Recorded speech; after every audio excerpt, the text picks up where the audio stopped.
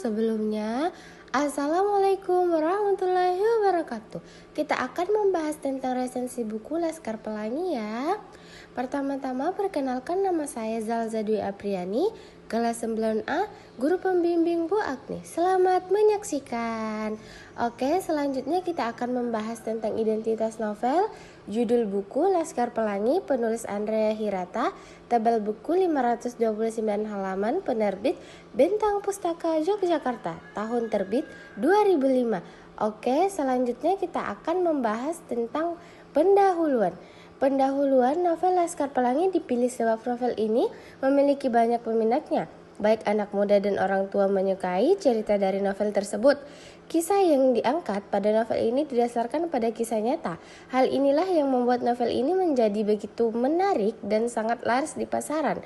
Bahkan, novel ini langsung menjadi bestseller setelah pertama kali diterbitkan. Kisah-kisah pada novel ini dikemas dengan indah, sehingga membuat pembaca terharu secara emosi, mampu merasakan semangat yang membara dari tokoh Laskar Pelangi. Baik, selanjutnya kita akan membahas tentang sinopsis. 11 anak Melayu Belitung yang disebut Laskar Pelangi ini tak menyerah. Walau keadaan tak bersimpati pada mereka, sebut saja Lintang, seorang kuli koper cilik yang jenius. Dan dengan senang hati bersepeda 80 km pulang pergi untuk memuaskan dahaganya akan ilmu, bahkan terkadang hanya untuk menyanyikan lagu Padamu Negeri di akhir jam sekolah. Atau Mahar, seorang pesuruh tukang parut kelapa sekaligus seniman dadakan yang imajinatif, tak logis, kreatif, dan sering diremehkan sahabat-sahabatnya, namun berhasil mengangkat derajat sekolah kampung mereka dalam Karnaval 17 Agustus. Selami ironisnya kehidupan mereka, kejujuran pemikiran mereka, indahnya petualangan mereka, dan temukan diri Anda tertawa, menangis, dan tersentuh saat membaca setiap lembarnya. Novel ini dipersembahkan buat mereka yang meyakini The Magic of Childhood Memories, dan khususnya juga buat siapa saja yang masih percaya akan adanya pintu keajaiban lain untuk mengubah dunia pendidikan. Di tengah upaya untuk tetap mempertahankan sekolah, mereka kembali harus menghadapi tantangan yang besar. Lanjut, kita akan membahas tentang kelebihan. Cerita ini mempunyai gaya bahasa yang bagus sehingga menjadikan alur ceritanya menarik untuk dibaca. Banyak pelajaran hidup yang dapat dicontoh berdasarkan cerita di atas. Satu di antaranya adalah menumbuhkan rasa syukur kepada Tuhan atas apa yang telah diberi.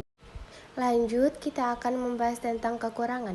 Kekurangan dari novel Laskar Pelangi ini, penulis seolah tidak menjelaskan waktu yang jelas. Kemudian latar belakang cerita yang berasal dari daerah terpencil menjadikan ada beberapa bahasa yang tidak dimengerti oleh orang awam. Nah, lanjut yang terakhir, penutup.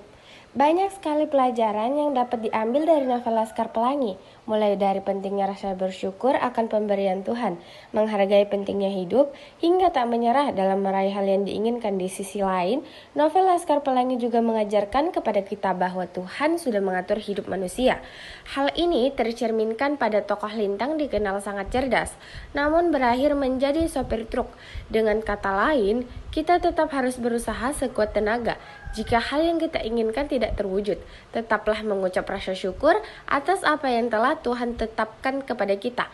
Novel Laskar Pelangi direkomendasikan sebagai bahan bacaan para guru atau pendidik dan juga pemerintah yang mempunyai peran penting dalam memajukan pendidikan di Indonesia.